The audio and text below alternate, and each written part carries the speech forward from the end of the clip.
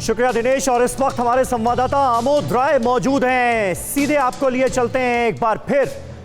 JP Nadda आपसे थोड़ी देर बाद नवदीप में लोगों को संबोधित करने जा रहे हैं। बीजेपी के कार्यकर्ताओं में आज गजब का जोश नजर आ रहा है जेपी नड्डा के इस दौरे को लेकर, क्योंकि थोड़ी देर में परिवर्तन यात्रा का शुभारंभ होने जा रहा है और परिवर्तन रथ यात्रा की शुरुआत के लिए जेपी नड्डा यहां पर पहुंचे हैं। अपने आप में बीजेपी की यह रथ यात्रा बेहद अहम, क्योंकि इस रथ यात्रा को लेकर बहुत सारे सवाल भी उठे आमोद, और आखिर वक्त तक यह कंफ्यूजन बरकरार रहा कि प्रशासन से इजाजत मिलेगी या नहीं। अब स्थिति है क्या, क्योंकि जेपी नड्डा पहुंच चुके हैं मंच पर। आगे क्या होने वाला है बताएं।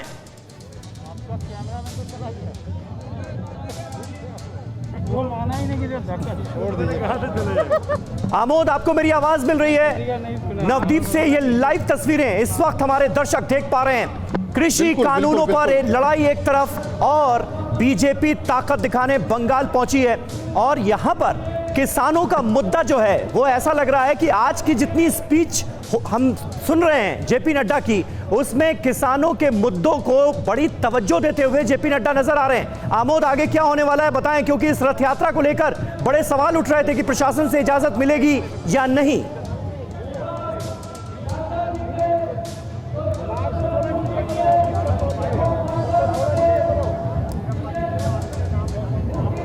लग रहा है काफी शोर शराबा ज्यादा है वहां पर। तस्वीरें हम दिखा रहे हैं। आमोद राय हमारे संवाददाता मौजूद तो हैं, लेकिन बीजेपी कार्यकर्ताओं में जबरदस्त जोश नजर आ रहा है जेपी नड्डा के इस दौरे को लेकर। वहां पर सैकड़ों की संख्या में कार्यकर्ता नजर आ रहे हैं। आमोद राय, उनके बीच बीजेपी का नया गेम प्लान क्या है बंगाल को लेकर, उस पर हम आज तफसील से बात करेंगे। और 4 बजे 4 बड़ी खबरें और 4 सवाल, इनसे करने जा रहे हैं शुरुआत। आइए, वो सवाल कौन कौन से हैं सबसे पहले उस पर हम कर लेते हैं बात, क्योंकि अगले 1 घंटे तक अपने खास मेहमानों से हम इन्हीं सवालों पर करेंगे बातचीत। आखिर इस दौरे का मतलब क्या है, सबब क्या है? बंगाल में बीजेपी की परिवर्तन यात्रा का आगाज ममता के साथ, जन समर्थन या बीजेपी करेगी परिवर्तन, क्योंकि परिवर्तन के नारे लगाए गए हैं बीजेपी की तरफ से, और ममता बनर्जी कह रही हैं कि जन समर्थन उनके साथ है। बहरहाल, बंगाल में बीजेपी का लेटेस्ट गेम प्लान देखिए। दीदी से मुकाबले के लिए बीजेपी उतारेगी कई मुस्लिम उम्मीदवार, यह भी बड़ी जानकारी आज सामने आई है। 3000 किसानों के साथ जेपी नड्डा का लंच, किसानों के साथ खड़े होने का बीजेपी का एक और संदेश, क्योंकि किसान आंदोलन के बीच यह सब कुछ हो रहा है बंगाल में, और यह बताने की कोशिश की जा रही है कि कैसे टीएमसी सरकार ने किसानों का हक मारा। केंद्र की योजनाओं को जो किसानों के लिए लाई गई थी, उनको अमल में नहीं लाने दिया गया। किसान संगठनों का 3 घंटे का चक्का जाम, कृषि कानून पर लड़ाई ताकत दिखाने तक आई। जी हां, टिकैत ने, राकेश टिकैत जो कि किसान आंदोलन के अगुवा बने हैं, उन्होंने 2 अक्टूबर तक का वक्त दे दिया है और कहा है कि कानूनों को वापस लिया जाए तभी आंदोलन वापस होगा, वरना उसके आगे क्या करना है ये हम मिल बैठ कर तय करेंगे, ये कह रहे हैं राकेश टिकैत चक्का जैम खत्म होने के बाद। बहरहाल, बड़ी खबर से कर रहे हैं शुरुआत। बंगाल के नवदीप पहुंचे हैं बीजेपी अध्यक्ष जेपी नड्डा, और नवदीप से बीजेपी की परिवर्तन रथ यात्रा का आगाज होना है। यात्रा को लेकर बीजेपी ममता के बीच भारी विवाद नजर आ रहा है। 11 फरवरी को अमित शाह को भी, देश के गृह मंत्री को भी इस यात्रा में शामिल होना है। उन्हें भी 2 यात्राओं का आगाज करना है, और आज जेपी नड्डा पहुंचे हैं परिवर्तन रथ यात्रा के आगाज के लिए। आमोद राय का हम सीधे एक बार फिर रुख करेंगे। आमोद, ये बताइए, कंफ्यूजन को लेकर बात हो रही थी, अब तो जेपी नड्डा मंच पर आ चुके हैं, रथ यात्रा की शुरुआत होने जा रही है, कंफ्यूजन खत्म हुआ क्या? प्रशासन ने इजाजत दी या नहीं?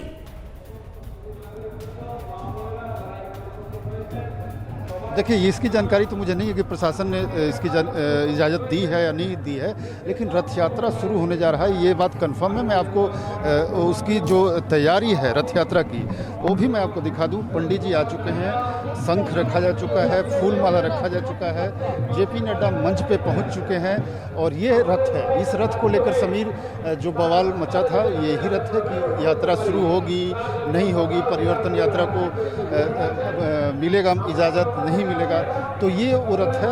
और ये पंडित जी हैं, पंडित जी को देखिए, आप सारी तैयारी कर चुके हैं, और यहाँ पे आपको नारियल भी है, शंख भी है, पुष्प भी है और पंडित जी भी बैठे हुए हैं। थोड़ी देर में जेपी नड्डा मंच से उतरेंगे और सीधे यहीं आएंगे और यहाँ पे पूजा पाठ किया जाएगा और उसके बाद इसकी औपचारिक घोषणा आज इसकी हो जाएगी। जो 5 रथ यात्रा शुरू होना है उसका ये पहला पड़ाव है, पहला रथ आज शुरू हो रहा है। ये वो रथ है जिसको लेकर तमाम बवाल मचाया गया था कि इसको परमिशन मिलेगा या नहीं मिलेगा, लेकिन जेपी नड्डा ठीक मेरे पीछे आप देख रहे होंगे जो मंच है, ये इसी मंच पर जेपी नड्डा मौजूद हैं। अभी वो जनता को संबोधित कर रहे हैं, संबोधित करने के बाद सीधे आएंगे और यहाँ पर इसकी औपचारिक शुरुआत हो जाएगी। बिल्कुल बिल्कुल, बने रहे आप आमोद हमारे साथ और ये तस्वीरें अपने दर्शकों को दिखाते रहेंगे। थोड़ी देर में जेपी नड्डा का संबोधन की शुरुआत होनी है और हमारे साथ तमाम खास मेहमानों का पैनल इस वक्त जुड़ चुका है। सैयद जफर इस्लाम साहब हमारे साथ मौजूद हैं, राज्यसभा सांसद हैं भारतीय जनता पार्टी के। खालिद अब्दुल्ला साहब हमारे साथ मौजूद हैं, टीएमसी के नेता हैं। गौतम लाहिड़ी साहब हमारे साथ जुड़ रहे हैं, वरिष्ठ पत्रकार हैं, बंगाल की सियासत को बखूबी समझते हैं। और चंदन घोष साहब जो कि प्रवक्ता हैं बंगाल कांग्रेस के, वो हमारे साथ मौजूद हैं। आमोद राय लगातार नवद्वीप से हमारे साथ लाइव मौजूद हैं ही। चंदन घोष साहब, क्यों ना शुरुआत आपसे कर ली जाए, क्योंकि मालदा पहुंचे हुए हैं बीजेपी के अध्यक्ष जेपी नड्डा और मालदा कांग्रेस का गढ़ माना जाता था, लेकिन अब यह कहा जा रहा है बीजेपी जिस तरह से जोर शोर से वहां पर मैदान में उतरती नजर आ रही है कि आपके गढ़ में सेंध लग चुकी है। ऐसा कह नहीं सकते, क्योंकि सबको शुक्रिया पहले जो पैनलिस्ट है आपका साथ जी। एंड ये जो बात है ना, मालदा में कुछ नहीं होने वाला है। जैसे शुरुआत करे कोई पॉलिटिकल पार्टी का, ये तो होगा, ये तो अपना असर पड़ता है, जो अपना पर्सपेक्टिव होता है, जो पॉलिटिकल पार्टी अपना प्रचार करे। तो ये मालदा से शुरू करे या मुर्शिदाबाद से शुरू करे या कलकत्ता से शुरू करे, उन लोगों को करना है तो ये करेंगे। तो मेरा अपोजिशन जो है वो चूज किया मालदा, तो इसका मतलब ये बना जो मालदा वो स्वीकार कर लिए, जो मालदा एक कांग्रेस का जबरदस्त एक बैस्टन है, एक बेस है।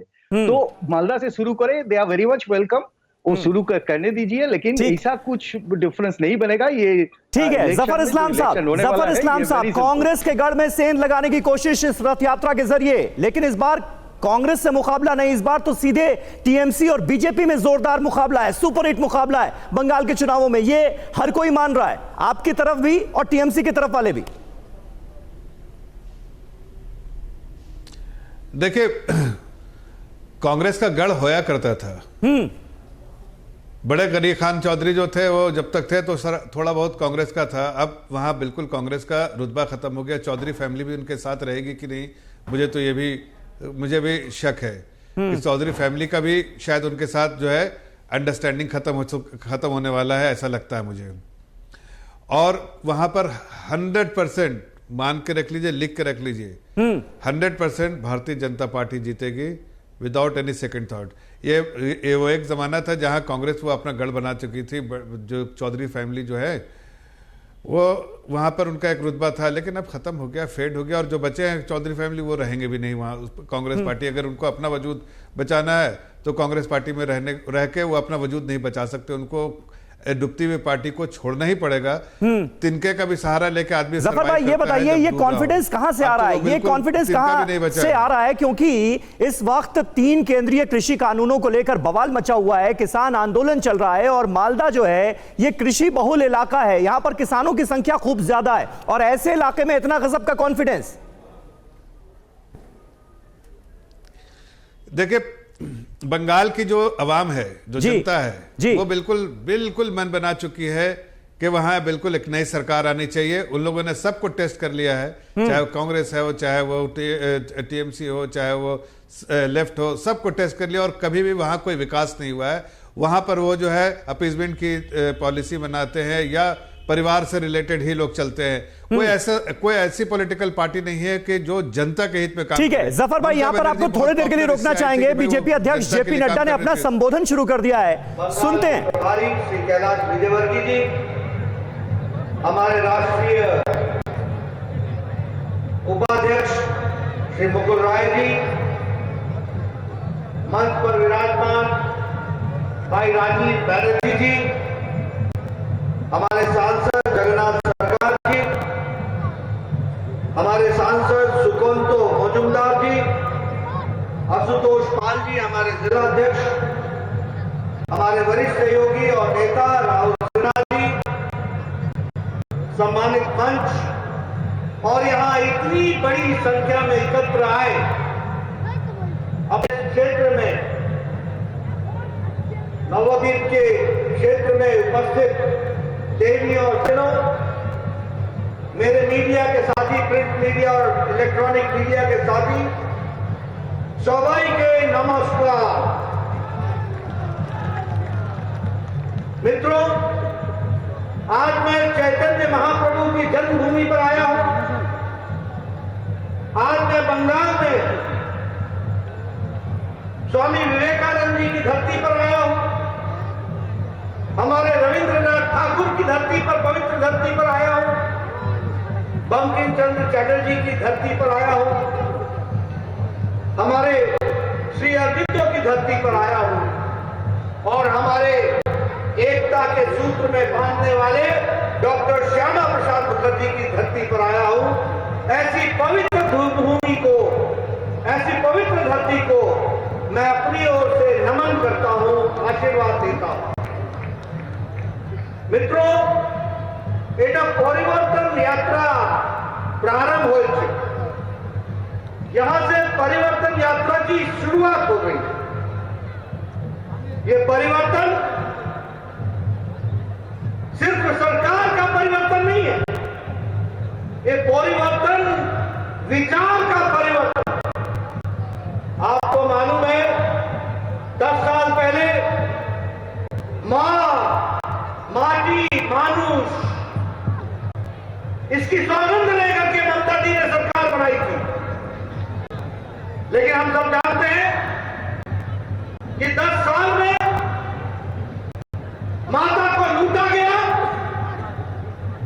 बंगाल की अस्मिता पर आघात पहुंचा और जहां तक माटी का सवाल है उसकी भी इज्जत नहीं की गई और जहां तक मानुष का सवाल है उसकी भी रक्षा नहीं की गई। ये माटी मानुष के नाम पर आई हुई सरकार, इन्होंने बंगाल की जनता के साथ धोखा किया और यहां आया क्या? तानाशाही। कैसी तानाशाही? आपको मालूम है, प्रशासन का राजनीतिकरण, प्रशासन को साथ साथ पुलिस का क्रिमिनलाइजेशन हुआ और भ्रष्टाचार का इंस्टीट्यूशनलाइजेशन, यानी भ्रष्टाचार को संस्थागत बना दिया, प्रशासन का राजनीतिकरण कर दिया और पुलिस के साथ साथ उसका इस्तेमाल क्रिमिनल एक्टिविटी को बढ़ावा देने के लिए इस्तेमाल। और हम सब लोग जानते हैं कि यहां पर तोलाबाजी, तुष्टीकरण और तानाशाही, ये तीनों विराजमान रही और इसीलिए भारतीय जनता पार्टी ने तय किया है कि परिवर्तन यात्रा के माध्यम से बंगाल की जनता को जाएंगे, उनको बताएंगे और मुझे तो लगता है कि अब जगाने की जरूरत नहीं है, बंगाल की जनता जाग चुकी है। यह सामने हमको ये दृश्य दिख रहा, ये मुझे ये दृश्य दिख रहा। बंगाल की जनता ने तय कर लिया है। अभी 10 जनवरी को मैं आया था, कृषक सुरक्षा अभियान हमने चलाया, 40,000 से ज्यादा कृषक ग्राम सभा हुआ। आज मैं फिर एक ग्राम सभा में गया था, कृषक सहभाग किया, हजारों की संख्या में किसान आए थे। मैं उनकी सौगंध लेकर के कहता हूं कि यहां पर मोदी जी के नेतृत्व में जो किसान सम्मान निधि है वो आप तक पहुंचेगी, ममता जाएगी, कमल खिलेगा और यहां पर भी किसान का सम्मान होगा। इस बात को हमको समझना चाहिए। इसीलिए हम सब लोग जानते हैं, जब मैं श्यामा प्रसाद मुखर्जी की बात करता हूं तो मैं श्यामा प्रसाद मुखर्जी की बात इसलिए करता हूं कि उन्होंने नहीं सिर्फ बंगाल की रक्षा की। आप सबको मालूम है कि नेहरू के जमाने में बंगाल ईस्ट पाकिस्तान में जा रहा था, चला गया होता, ये बांग्लादेश के साथ मिल गया होता। ये श्यामा प्रसाद मुखर्जी थे जिन्होंने लड़ाई लड़ी, और अगर पाकिस्तान के दो हिस्से हुए तो भारत के अंदर बंगाल को बचाने का काम श्यामा प्रसाद मुखर्जी ने किया, यह हम सब लोग जानते हैं। और जब वो देश में निकले तो उन्होंने कहा एक देश में दो निशान, दो विधान, दो संविधान नहीं चले। आज मुझे खुशी है कि श्यामा प्रसाद मुखर्जी के सपने को प्रधानमंत्री नरेंद्र मोदी जी की इच्छा शक्ति और अमित शाह जी की रणनीति ने धारा 370 को धाराशाही कर दिया। अब एक देश में एक विधान, एक संविधान, एक प्रधान हो रहा है। इस बात को हमको समझना चाहिए। इसलिए मित्रों, जब हम परिवर्तन यात्रा की बात करते हैं तो 5 स्थानों से परिवर्तन यात्रा प्रारंभ होगी। आज उसका प्रारंभ इधर नवद्वीप से हो रहा है, नवद्वीपों के समूह के नगर से हो रहा है, और इसके साथ साथ यहाँ के क्षेत्र के विकास के लिए हम सब लोग कृत संकल्प। मित्रों, आप जानते हैं मोदी जी ने बंगाल के लिए क्या किया? जब भी बारी आई है बंगाल को सब कुछ देने का प्रयास किया, लेकिन ममता चाइना चाइना चाइना, हर एक बात में बोले होवे ना होवे ना होवे ना।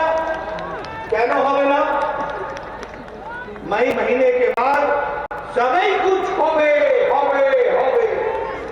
इस बात को हमको समझना है।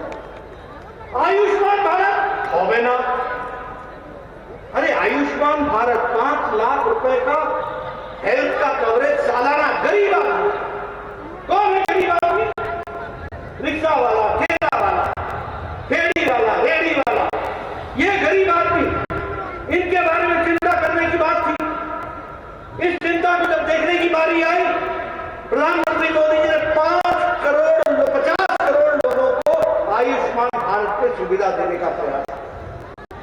यहां भी 80 लाख और 1 करोड़ से ज्यादा लोगों को यह लाभ मिलता, लेकिन ममता जी ने नहीं है, ये आयुष्मान भारत नहीं किया। मैं जानना चाहूंगा परिवर्तन यात्रा में हमारे एक नेता बंगाल की जनता को बताएं, उनके स्वास्थ्य की चिंता मोदी जी ने की थी। ममता बीच में अड़ंगा बनकर के खड़ी रही। अब ममता जाएगी, अड़ंगा खत्म होगा, रास्ते का रोड़ा खत्म होगा, और मोदी जी का आयुष्मान भारत सीधे सीधे बंगाल की जनता को मिलेगा। ये बात मैं आपके साथ कहना चाहता हूं। प्रधानमंत्री किसान सम्मान निधि, आज तक लगभग 70 लाख किसानों को ये पैसा मिल जाता। कितना मिलता? एक किसान को 14,000 रुपए मिलता। 1 साल का 6,000, 2 साल का 12,000, और इस साल 2021 की पहली किस्त 14,000 मिलना। 70 लाख किसानों को। ममता जी चाइना होवे ना होवे ना, यहाँ चाहिए नहीं, यहाँ होगा नहीं। अब ममता जी जाएंगी और सीधे सीधे 70 लाख किसानों को उनका अपना ये प्रधानमंत्री किसान सम्मान निधि उनको मिलेगी, और उनके विकास में हम योगदान करेंगे। इस बात को हमको समझना चाहिए। यह है परिवर्तन, जिस परिवर्तन की हम बात कर रहे हैं। ये कैसी सरकार है? टोलाबाजी की सरकार, तानाशाही की सरकार। हमारे लगभग 130 लोग मारे गए हैं, 300 से ज्यादा लोगों पर अटैक हुआ है। ये कैसी सरकार है? इस सरकार को जाना है। और तो और छोड़िए, जब ये हमारे ऊपर अटैक कर सकते हैं तो मैं समझ सकता हूं कि साधारण आदमी की बंगाल में क्या होगा। अभी ममता जी जहां मेरी रैली होती है वहां दोनों पीसी और बाइक को, दोनों के पोस्टर दोनों तरफ लग जाते हैं, नमस्ते करते हैं, मेरा स्वागत करते हैं। मैं उनका धन्यवाद करता हूं। जहां जाओ मेरे पोस्टर हटा देंगे, मेरे पोस्टर हटा देंगे, और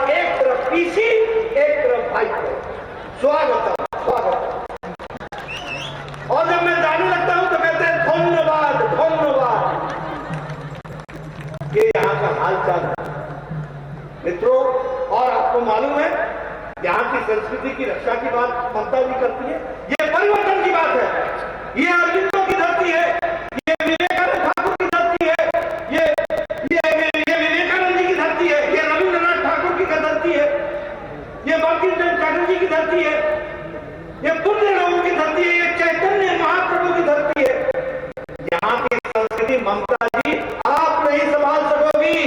इसकी संस्कृति की रक्षा करेंगे तो भारतीय जनता पार्टी के लोग करेंगे, ये हमको समझना चाहिए।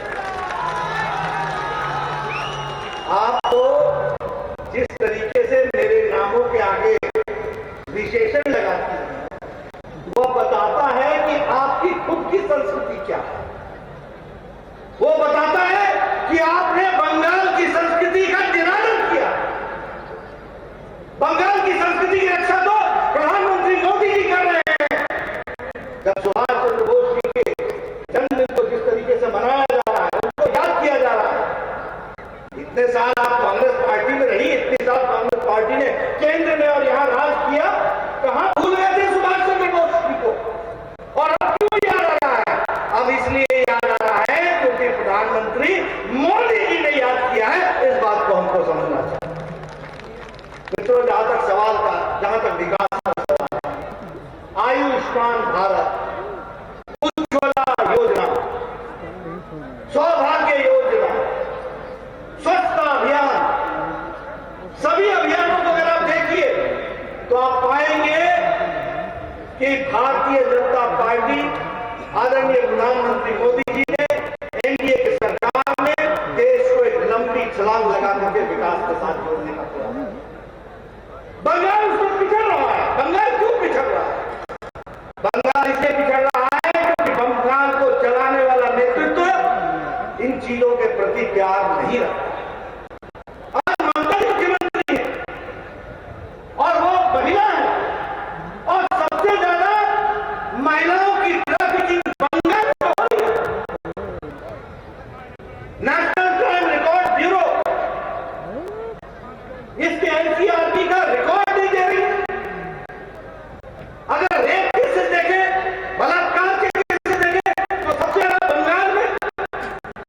अगर डोमेस्टिक वायलेंस के केसेस देखें तो सबसे ज्यादा बंगाल में। बंगाल की मुख्यमंत्री महिला हो और महिलाओं की इज्जत न हो, अगर ऐसी परिस्थिति बनी हुई है तो हमें परिवर्तन चाहिए, परिवर्तन चाहिए, परिवर्तन चाहिए। और यही परिवर्तन क्या हो सकता है?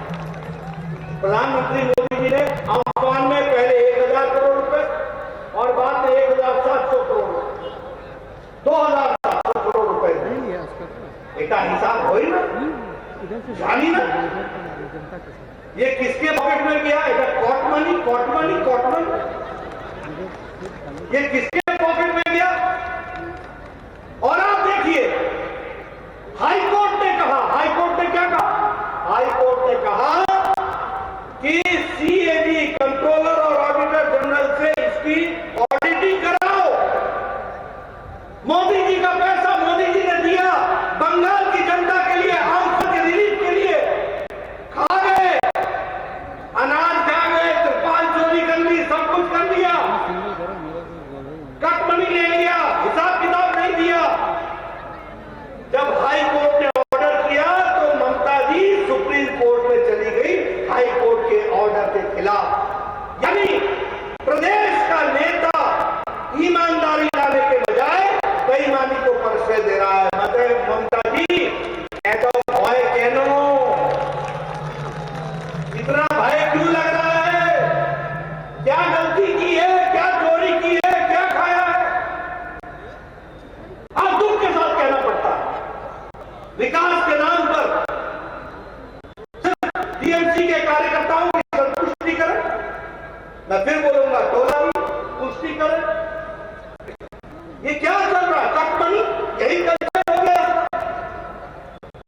प्रधानमंत्री मोदी जी 80 करोड़ की जनता को कोरोना के दौरान 5 किलो गेहूं, 5 किलो चावल और 1 किलो दाल प्रति व्यक्ति के हिसाब से दिया। 80 करोड़ की जनता। लेकिन जब बंगाल की बात आई तो चावल कहां मिला? टीएमसी के कार्यकर्ताओं के घर में मिला। दाल कहां मिली?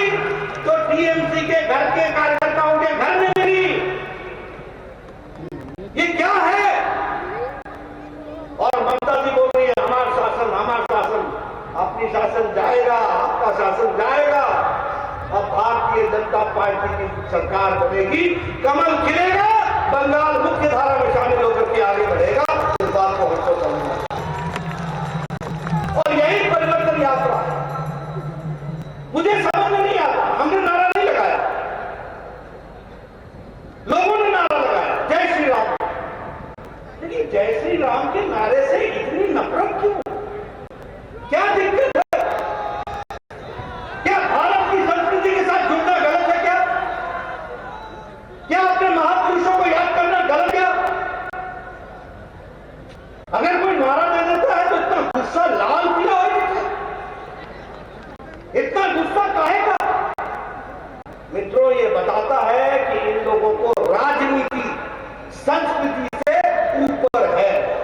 भारत की संस्कृति की रक्षा नहीं करेंगे, राजनीति के कारण वोट के खातिर अपने जमीन को भी नीचे लगा देंगे। ये इनकी परिस्थिति आगे, अपने कॉन्शियंस को भी मार देंगे। ये इनकी स्थिति आगे। इसलिए मित्रों, जहां तक विकास का सवाल है, प्रधानमंत्री मोदी जी ने ईस्ट कॉरिडोर भारतपुर विजयवाड़ा इसके बनाने का काम शुरू किया।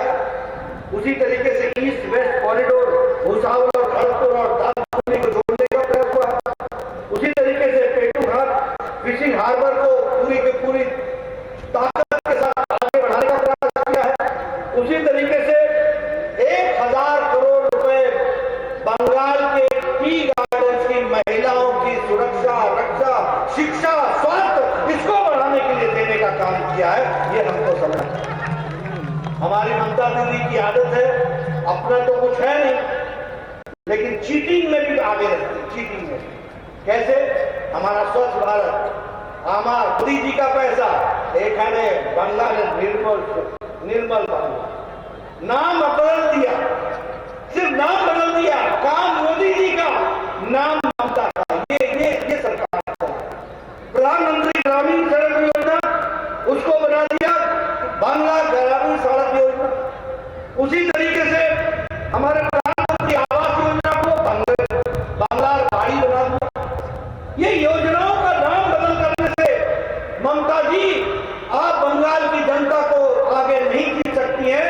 बंगाल की जनता ने अपने दिल और दिमाग में नरेंद्र मोदी जी को बैठा लिया है।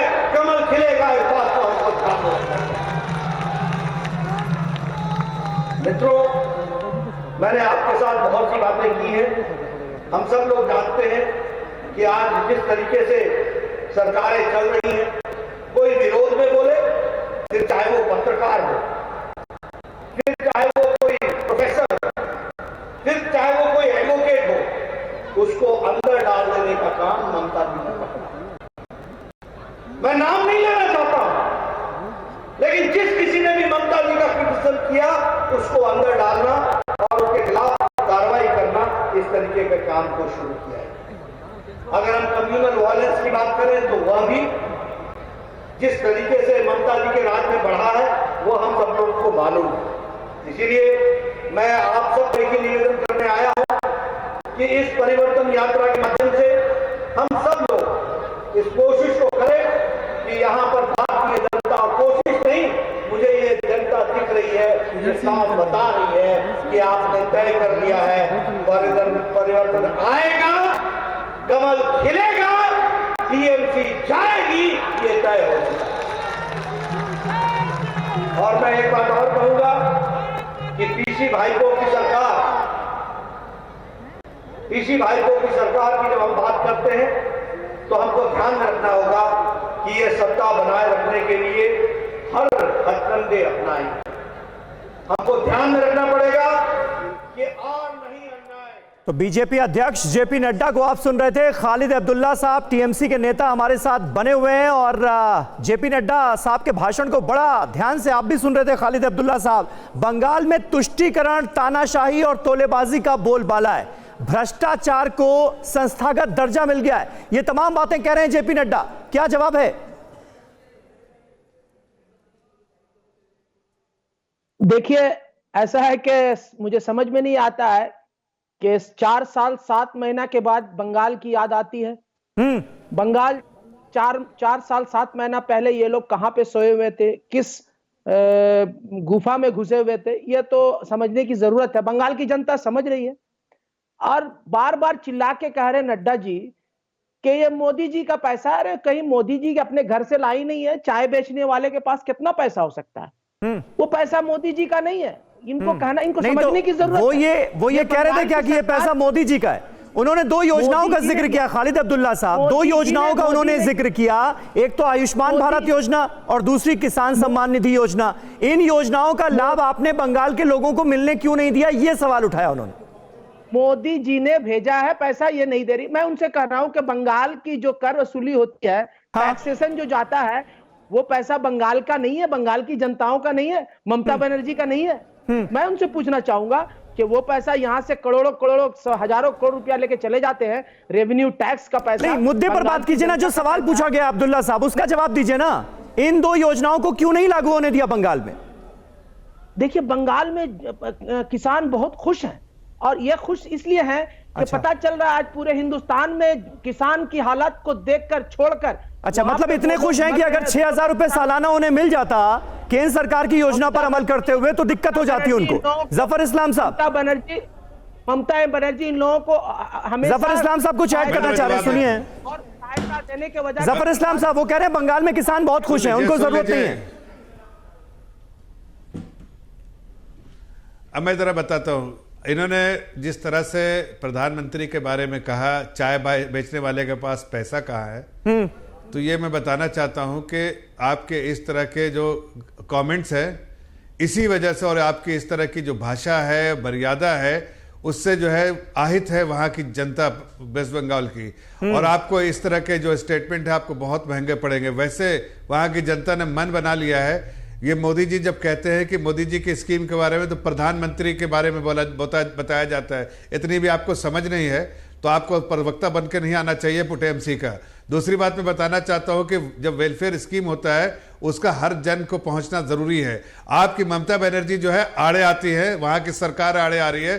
चाहे किसान सम्मान निधि स्कीम हो जिसमें 6,000 रुपये हर किसान भाई बहनों को पूरे देश के मिल रहा है, लेकिन वहां के 70 लाख किसानों को आपने लेने से इनकार किया है। दूसरी बात कि आयुष्मान भारत में 5 लाख रुपया का जो हॉस्पिटलाइजेशन है, जो अस्पताल में जाके इलाज करा सकते हैं, गरीब आदमी को आप गरीब रहने देते हैं, तकलीफ पे रहने देते हैं उसको, लेकिन आपको अस्पताल में इलाज कराने के लिए जो संसाधन का इंतजाम किया सेंट्रल गवर्नमेंट ने, उसको आप पूरा लाभ लेने देते हैं। ये दोनों जो है ना, वहां की जनता समझ रही है कि आप अपने लाभ के लिए वहां की जनता, खालिद अब्दुल्ला साहब एक और मौका दे रहा हूं, परेशान करके एक और मौका दे रहा हूं आपको। क्या आप कोई तर्क दे सकते हैं कि इन दो अहम योजनाओं को क्यों नहीं लागू होने दिया गया बंगाल में?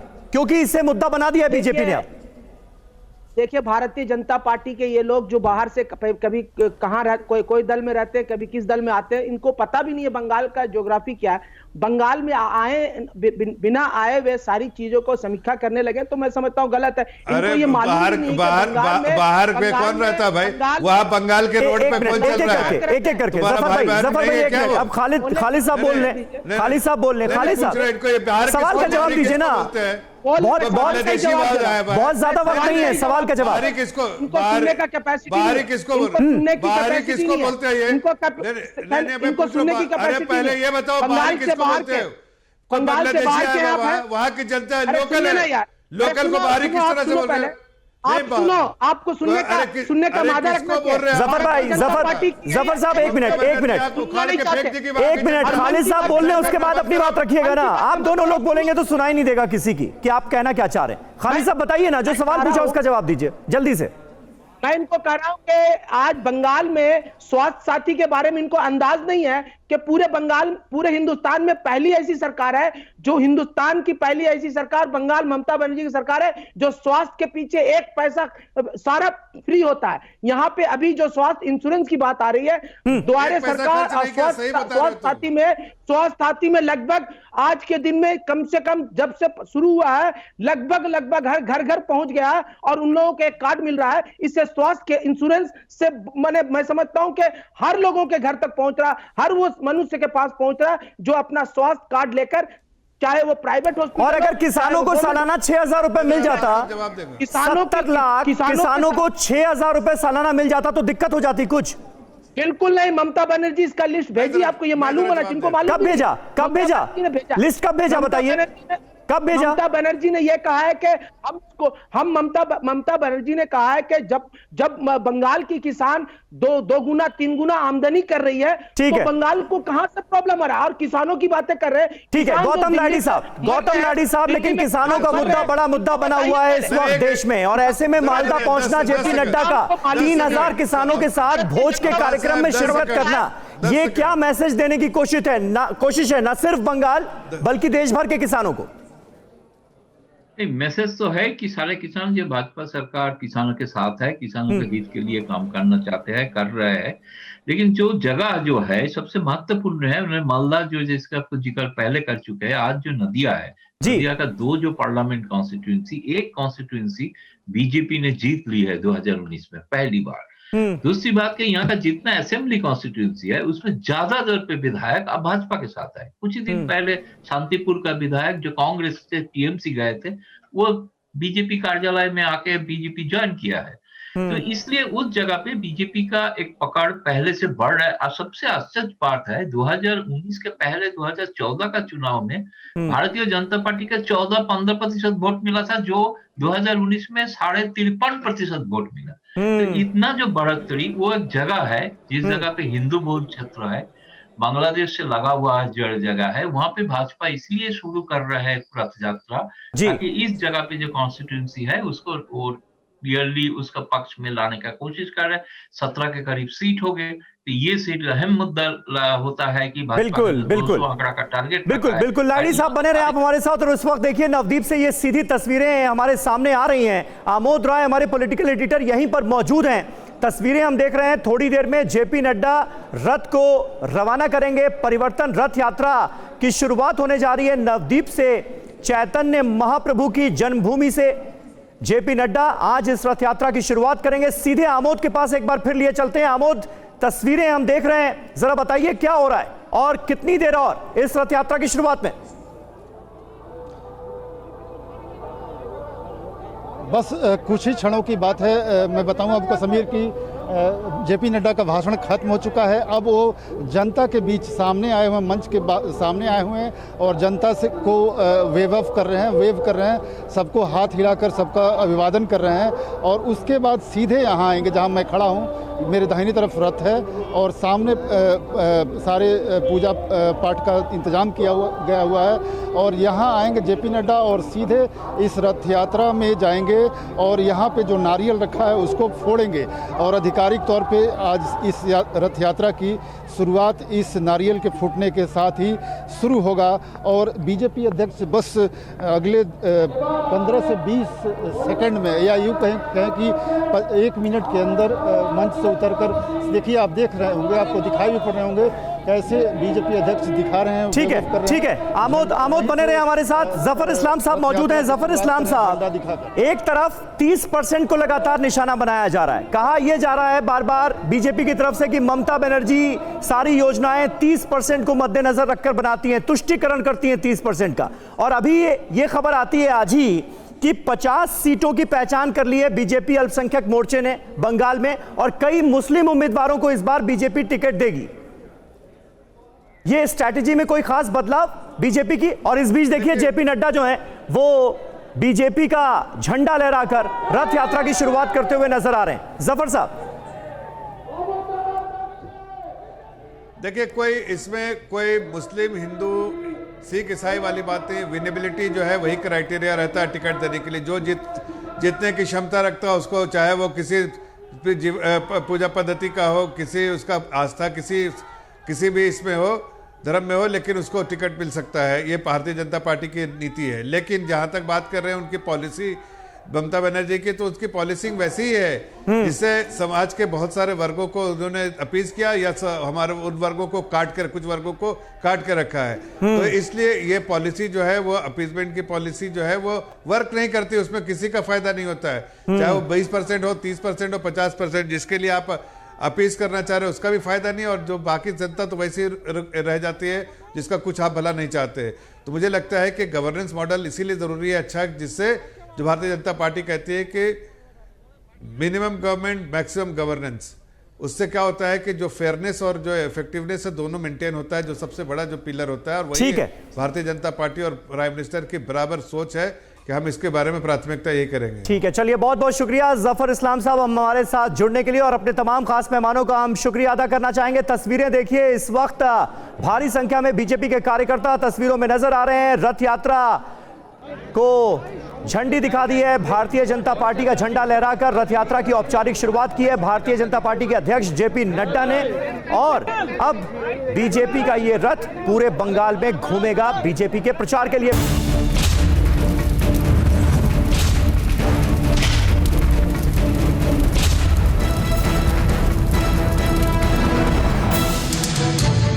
परवाह देश की, सोमवार से शुक्रवार रात 10 बजे TV9 भारतवर्ष पर।